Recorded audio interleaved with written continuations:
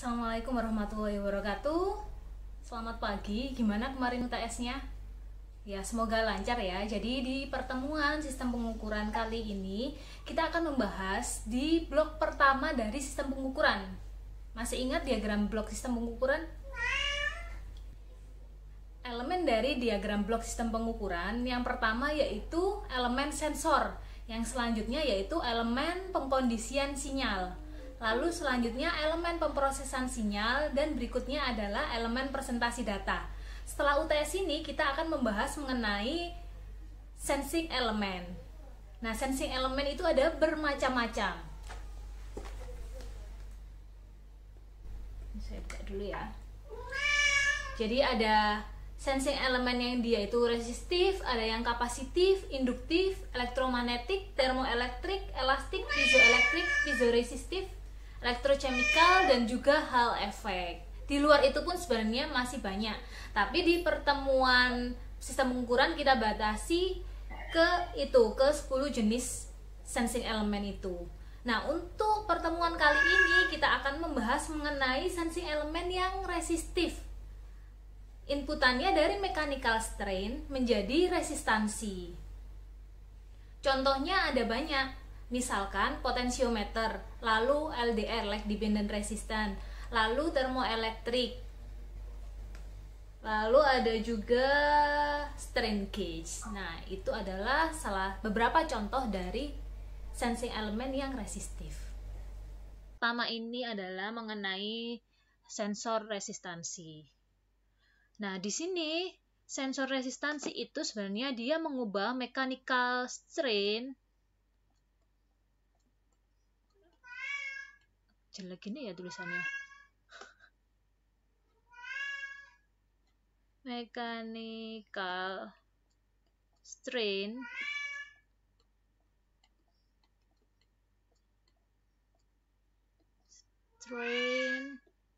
ke nilai resistansi. Nah, di sini untuk sensor resistansi ini masuk ke dalam pasif sensor. Contoh dari sensor resistansi itu yang pertama adalah LDR, masih ingat ya, like dependent resistance, di mana perubahan cahaya itu menjadi perubahan resistansi. Lalu ada juga potensiometer, di mana displacement atau perubahan jarak itu menjadi perubahan resistansi. Di mana di sini resistansi itu sendiri dia punya persamaan Rho L per A, di mana nilai resistansi ini dipengaruhi oleh resistansi dari material dikalikan dengan panjang dari material dibagi dengan luasan dari material. Nah, di sini ada beberapa faktor yang bisa diubah. Kalau tadi potensiometer, dia akan merubah displacement ya, atau jarak. Sebenarnya ada perubahan di nilai L-nya. Selain 3 variabel ini, ada faktor lain seperti cahaya dan juga temperatur yang dia sebenarnya merubah dari konstanta nilai resistansinya.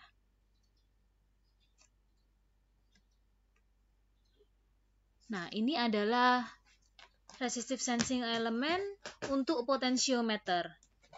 Jadi potensiometer dia merubah displacement menjadi resistansi, di mana di sini ada 2 contoh. Yang pertama adalah yang bentuknya linier, yang ini. Dan yang kedua dia bentuknya adalah radial. Di mana di sini maksimum resistansi itu adalah titik awal ke titik akhir. Berarti ini maksimum resistansinya itu adalah B ke C. Ini juga sama, B ke C. Sedangkan titik A ini adalah titik yang berubah. Jadi di sini potensiometer itu contohnya pada volume. Di situ kan dia bergerak melingkar ya. Berarti di situ ada titik yang berubah, yaitu di sini titik A. Yang ini sama juga titik A. Jadi di sini terdapat perbedaan resistansi. Dari titik A ke B itu adalah ini open circuit voltage, ETH, perhitungan voltage-nya. Dan VS-nya ini adalah keseluruhan. B ke C itu adalah supply voltage. Di mana voltage itu akan berhubungan dengan resistansi. Masih ingat kan? V sama dengan I kalikan R. Open circuit voltage dihitung A ke B-nya. Resistansi A ke B. Dan supply voltage-nya dihitung resistansi C ke B.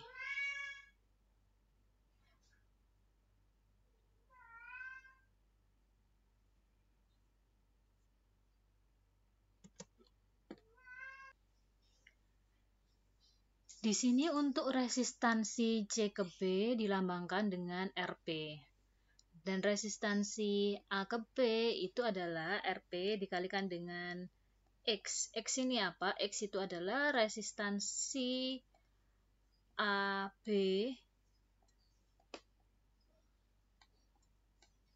dibagi dengan resistansi CB. Jadi rasio antara resistansi AB dan resistansi CB. Dimana kalau linier tinggal supply voltage dikalikan dengan X, yaitu rasio resistansinya. Sedangkan jika melingkar atau angular, maka di sini supply voltage dikalikan dengan theta. Theta itu adalah sudut yang dibentuk antara nilai A dan juga nilai B. A dan juga nilai B. Dibagi dengan theta T. Theta T itu adalah theta keseluruhan, sudut keseluruhan yang dibentuk B ke C. Nah, di sini untuk posisi A kan bisa berubah-ubah kan, bisa jadi di sini, atau di sini. Ini juga sama. Adanya perubahan posisi A inilah yang menyebabkan perubahan resistansi.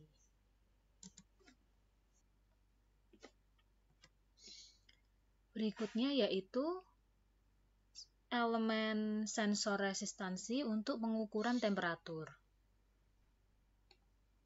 Di mana di sini resistansi akan berubah sesuai dengan temperaturnya.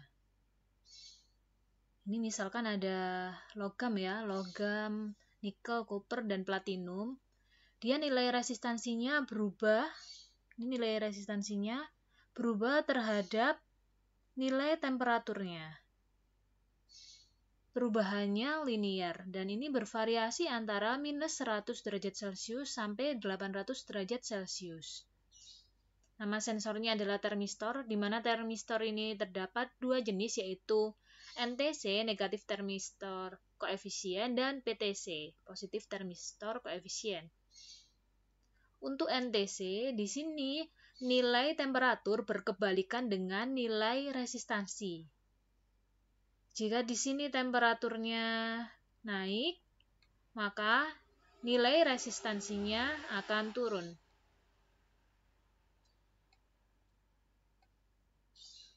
Contohnya pada grafik yang mana? Pada grafik yang ini ya. Yang kedua,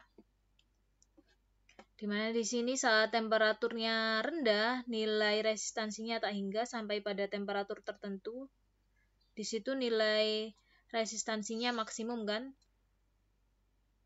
Lalu seiring bertambahnya temperatur, maka di sini nilai resistansinya semakin rendah. Sedangkan untuk PTC, itu jika temperaturnya naik, maka nilai resistansinya itu juga akan naik. Nah, contoh yang PTC itu pada grafik yang ini. Di mana di sini temperatur naik, maka resistansi juga akan naik. Sensor resistansi yang dia berasal dari metal semikonduktor dan juga strain gauge. Jadi di sini menggunakan persamaan yang tadi di awal ya, R sama dengan rho L per A, di mana di sini yang diganti itu adalah nilai dari L dan A-nya.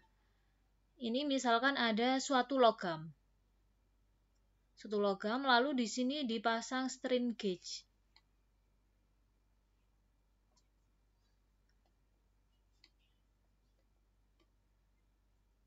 strain gauge itu seperti lempengan resistansi. Seperti ini yang dia itu elastis. Nah, kalau di sini strain gauge-nya itu berubah bentuk, maka nilai A-nya itu kan akan berubah kan, otomatis akan merubah nilai dari resistansi. Biasanya aplikasinya pada logam seperti ini dipasang 4 strain gauge, 2 di bagian atas dan 2 di bagian bawah. Lalu saat di sini terjadi mechanical strain, logam ini diberi beban, misalkan beban di sebelah sini ya, otomatis logamnya itu akan melengkung kan? Melengkung seperti ini kan? Nah, ini strain gauge-nya juga akan terjadi lengkungan juga.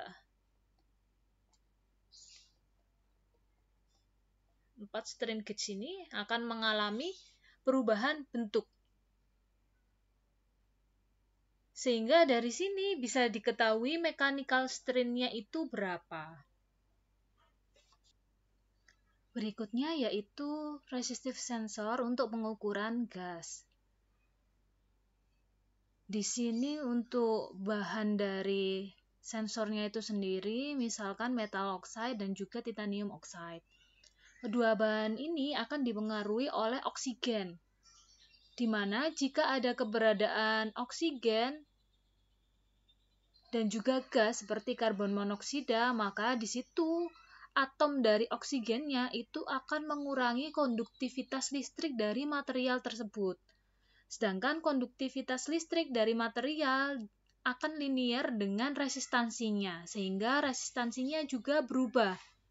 Nah, dari situ akhirnya bisa diketahui berapakah nilai dari gas yang ada di sekitar sensor. Nah, itu tadi mengenai sensing elemen resistif. Setelah itu, tugas kalian yang presentasi, karena dari awal sampai saat ini kan saya yang presentasi ya materinya. Nah, selanjutnya adalah tugas kalian untuk presentasi sensing elemen. Sudah saya bagi kelompoknya, silakan dicek di slot tugas Edmodo. Nantinya setiap kelompok wajib mengupload laporannya di blog dan juga mengupload presentasinya di YouTube. Selanjutnya, per minggunya akan diadakan diskusi tanya-jawab dengan kelompok yang bertanggung jawab terhadap materi tersebut. Oke, selamat mengerjakan. Wassalamualaikum warahmatullahi wabarakatuh.